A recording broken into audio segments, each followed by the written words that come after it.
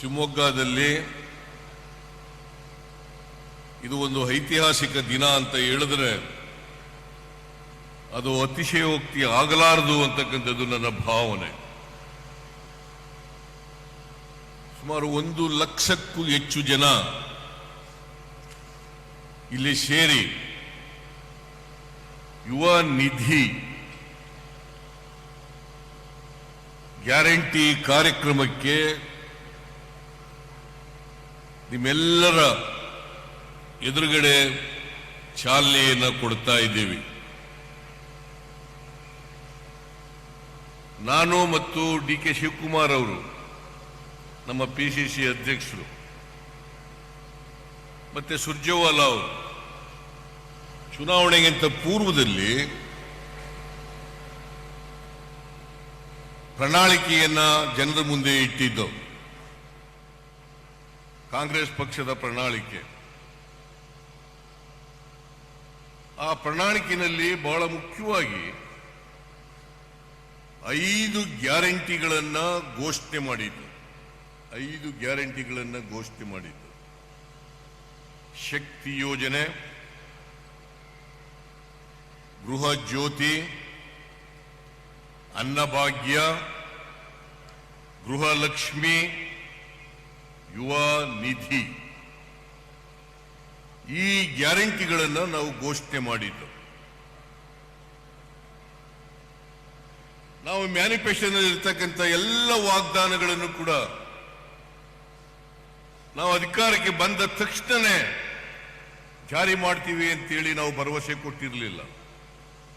ಆದರೆ ಈ 5 ಪ್ರಮುಖ ಗ್ಯಾರಂಟಿಗಳನ್ನ ಅಧಿಕಾರಕ್ಕೆ ಬಂದ ತಕ್ಷಣನೇ ಜಾರಿ ಕೊಡ್ತೇವೆ ಅಂತಕ್ಕಂಥ ಭರವಸೆಯನ್ನ ಈ ನಾಡಿನ ಜನರಿಗೆ ನಾವು ಕೊಟ್ಟಿದ್ದು. ಕಾರಣ ಯಾಕಪ್ಪ ಅಂತಂದ್ರೆ, ಇವತ್ತು ನಿರುದ್ಯೋಗದ ಸಮಸ್ಯೆ ಜಾಸ್ತಿ ಆಗಿದೆ, ರೈತರ ಸಮಸ್ಯೆಗಳು ಜಾಸ್ತಿ ಆಗಿದೆ, ಆಹಾರ ಪದಾರ್ಥಗಳ ಬೆಲೆ ಗಗನಕ್ಕೇರಿದೆ. ಇಂಥ ಸಂದರ್ಭದಲ್ಲಿ ಯಾರು ಸಮಾಜದಲ್ಲಿರ್ತಕ್ಕಂಥ ಬಡವರಿದ್ದಾರೆ, ದಲಿತರು, ಹಿಂದುಳಿದವರು, ಅಲ್ಪಸಂಖ್ಯಾತರು, ಮಹಿಳೆಯರು, ರೈತರು, ಈ ವರ್ಗದ ಜನರಿಗೆ ಆರ್ಥಿಕವಾಗಿ, ಸಾಮಾಜಿಕವಾಗಿ ಶಕ್ತಿಯನ್ನು ತುಂಬಬೇಕು. ಅವರ ಕೊಳ್ಳತಕ್ಕಂಥ ಶಕ್ತಿಯನ್ನು ಜಾಸ್ತಿ ಮಾಡಬೇಕು. ಇಲ್ಲದೆ ಹೋದರೆ ಸಮಾಜದಲ್ಲಿ ಅವರು ಬಹಳ ಕಷ್ಟಗಳನ್ನು ಅನುಭವಿಸಬೇಕಾಗ್ತದೆ. ಇಂಥ ಬೆಲೆ ಏರಿಕೆ ಆಗಿರ್ತಕ್ಕಂಥ ಸಂದರ್ಭದಲ್ಲಿ ಅವರ ಜೀವನ ಸಾಗಿಸ್ತಕ್ಕಂಥದ್ದು ಕೂಡ ಕಷ್ಟ ಆಗ್ತದೆ. ಅದಕ್ಕೋಸ್ಕರ ಕೊಂಡ್ಕಳಿಸಕ್ಕಂಥ ಶಕ್ತಿಯನ್ನ ಹೆಚ್ಚು ಮಾಡಬೇಕು. ಆ ಕಾರಣಕ್ಕೋಸ್ಕರ ನಾವು ಮ್ಯಾನಿಫೆಸ್ಟೋ ಮೂಲಕ ಅನೇಕ ಭರವಸೆಗಳನ್ನ ಜನರಿಗೆ ಕೊಟ್ಟಿದ್ರು ಕೂಡ ಈ 5 ಪ್ರಮುಖ ಭರವಸೆಗಳನ್ನ, ಗ್ಯಾರಂಟಿಗಳನ್ನ ಅಧಿಕಾರಕ್ಕೆ ಬಂದ ತಕ್ಷಣನೇ ಜಾರಿ ಕೊಡ್ತೇವೆ ಅಂತಕ್ಕಂಥ ಮಾತನ್ನ ಕೊಟ್ಟಿದ್ದು. ಇವತ್ತು ಕೊಟ್ಟ ಮಾತಿನಂತೆ ನಡ್ಕೊಂಡಿದ್ದೇವೆ ಅಂತ ಹೆಮ್ಮೆಯಿಂದ ಹೇಳಲಿಕ್ಕೆ ಬಯಸ್ತಾ ಇದ್ದೇನೆ. ಕೊಟ್ಟ ಮಾತಿನಂತೆ ನಡ್ಕೊಂಡಿದ್ದೇವೆ. ಬಹಳ ದಿನ ಯುವ ನಿಧಿ ಕಾರ್ಯಕ್ರಮ ಯಾಕೆ ಪ್ರಾರಂಭ ಮಾಡಿಲ್ಲ ಅಂತಕ್ಕಂಥ ಪ್ರಶ್ನೆಯನ್ನ ಕೇಳ್ತಾ ಇದ್ರು. ನಾವು ಭರವಸೆಯನ್ನು ಕೊಡುವಾಗಲೇ ಏನಂತ ಹೇಳಿದ್ದು ಅಂತಂದ್ರೆ, 2022-23 ಸಾಲಿನಲ್ಲಿ ಪಾಸ್ ಮಾಡಿದಂತ ಗ್ರಾಜ್ಯುಯೇಟ್ಸ್ಗಳು ಮತ್ತೆ ಡಿಪ್ಲೊಮಾ ಹೋಲ್ಡರ್ಸ್ ಅವರು 180 ದಿನ ತುಂಬಿದ ಮೇಲೆ ಅವರಿಗೆ 2 ವರ್ಷಗಳ ಅವಧಿಗೆ ಡಿಗ್ರಿ ಹೋಲ್ಡರ್ಸ್ಗೆ ನಿರುದ್ಯೋಗಿ 6 ತಿಂಗಳಲ್ಲಿ ಕೆಲಸ ಸಿಕ್ಕದೆ ಹೋದ್ರೆ ಅಂಥವರಿಗೆ, ನಿರುದ್ಯೋಗಿ ಪದವೀಧರರಿಗೆ, ನಿರುದ್ಯೋಗಿ ಡಿಪ್ಲೊಮಾ ಹೋಲ್ಡರ್ಸ್ಗೆ 3,000 ರೂಪಾಯಿ ನಿರುದ್ಯೋಗಿ ಪದವೀಧರರಿಗೆ, ಡಿಪ್ಲೊಮಾ ಹೋಲ್ಡರ್ಸ್ಗೆ 1,500 ರೂಪಾಯಿ. ಇದು ತಿಂಗಳಿಗೆ. ಇದನ್ನ ನಾವು ಈ ನಿರುದ್ಯೋಗಿ ಭತ್ಯವನ್ನ ಕೊಡ್ತೇವೆ ಅಂತಕ್ಕಂಥ ಭರವಸೆಯನ್ನ ಕೊಟ್ಟಿದ್ದು.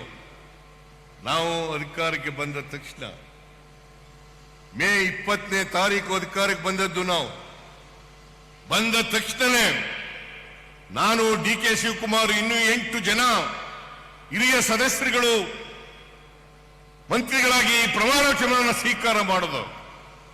ನೇರವಾಗಿ ಕಂಠೀರವ ಸ್ಟೇಡಿಯಂನಿಂದ ವಿಧಾನಸೌಧದ ಕ್ಯಾಬಿನೆಟ್ ಹಾಲಿಗೆ ಬಂದು ಅವತ್ತೇ 5 ಗ್ಯಾರಂಟಿಗಳನ್ನ ತೀರ್ಮಾನ ಮಾಡಿ ಆದೇಶವನ್ನ ಕೊಟ್ಟದ್ದು ನಮ್ಮ ಸರ್ಕಾರ ಅಂತಕ್ಕಂಥದ್ದನ್ನು ಹೆಮ್ಮೆಯಿಂದ ಹೇಳಲಿಕ್ಕೆ ಬಯಸ್ತಾ ಇದ್ದೇನೆ.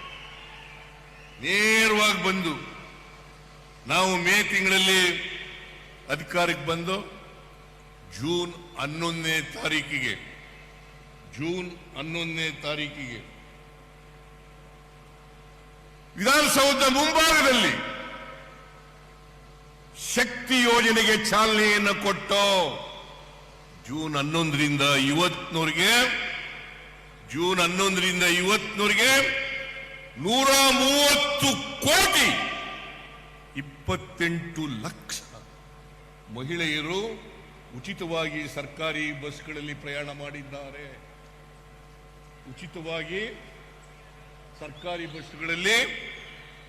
ಮಾಡಿದ್ದಾರೆ. ಹಿಂದೆ ಯಾವ ಕಾಲದಲ್ಲೂ ಕೂಡ ಮಾಡಿರಲಿಲ್ಲ. ಮಾಡಿತ್ತಾ? ಯಾವ ಕಾಲದಲ್ಲೂ ಕೂಡ ಮಾಡಿರಲಿಲ್ಲ. 1,30 ಲಕ್ಷ ಅಲ್ಲ, 130 ಕೋಟಿ 28 ಲಕ್ಷ ಮೊನ್ನೆಯವರಿಗೆ ಉಚಿತವಾಗಿ ಪ್ರಯಾಣ ಮಾಡಿದ್ದಾರೆ. ಯಾವ ಕಾಲದಲ್ಲೂ ಕೂಡ ಹೆಣ್ಣು ಮಕ್ಕಳು ಸಮಾಜದಲ್ಲಿ 100ಕ್ಕೆ 50% ಇದ್ದಾರೆ.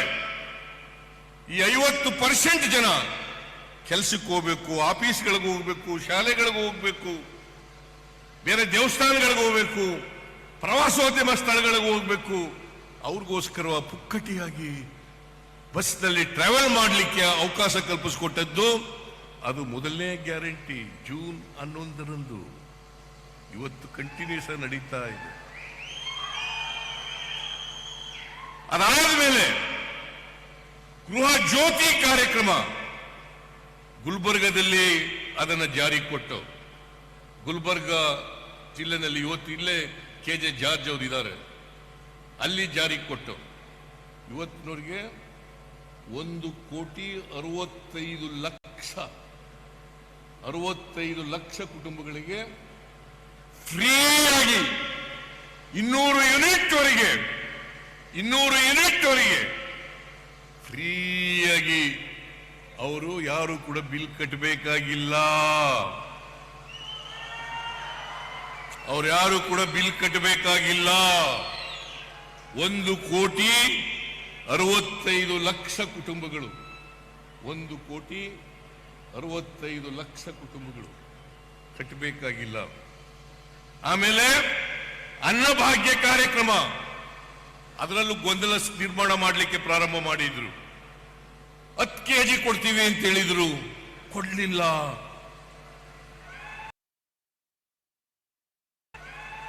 ಜೊತೆಗೆ 5 kg ಅಕ್ಕಿಯನ್ನು ಕೊಡ್ತೇವೆ ಅಥವಾ ಆಹಾರ ಪದಾರ್ಥಗಳನ್ನು ಕೊಡ್ತೇವೆ ಅಂತ ಹೇಳಿದ್ದು. ಅಕ್ಕಿ ಸಿಕ್ಲಿಲ್ಲ, ಮಾರುಕಟ್ಟೆನಲ್ಲೂ ಸಿಕ್ಲಿಲ್ಲ, ಕೇಂದ್ರ ಸರ್ಕಾರನೂ ಕೊಡ್ಲಿಲ್ಲ. ಆಗ ನಾವು ಕ್ಯಾಬಿನೆಟ್ನಲ್ಲಿ ತೀರ್ಮಾನ ಮಾಡಿ ಯಾರ್ಯಾರಿಗೆ BPL ಕಾರ್ಡ್ ಹೋಲ್ಡರ್ಸ್ ಇದ್ದಾರೆ ಅವರೆಲ್ಲರಿಗೂ ಕೂಡ 5 kg ಅಕ್ಕಿ ಬದಲಾಗಿ 170 ರೂಪಾಯಿ ಪ್ರತಿಯೊಬ್ಬರಿಗೆ 170 ರೂಪಾಯಿ ಕೊಡ್ತಾ ಇದ್ದೇವೆ. ಇದು ಜಾರಿನಲ್ಲಿದೆ. ಇವತ್ತು ಕೊಡ್ತೀವಿ, ನಾಳೆನೂ ಕೊಡ್ತೀವಿ, ನಾಳಿದ್ದು ಕೊಡ್ತೀವಿ, ಮುಂದೆನೂ ಕೊಡ್ತೀವಿ.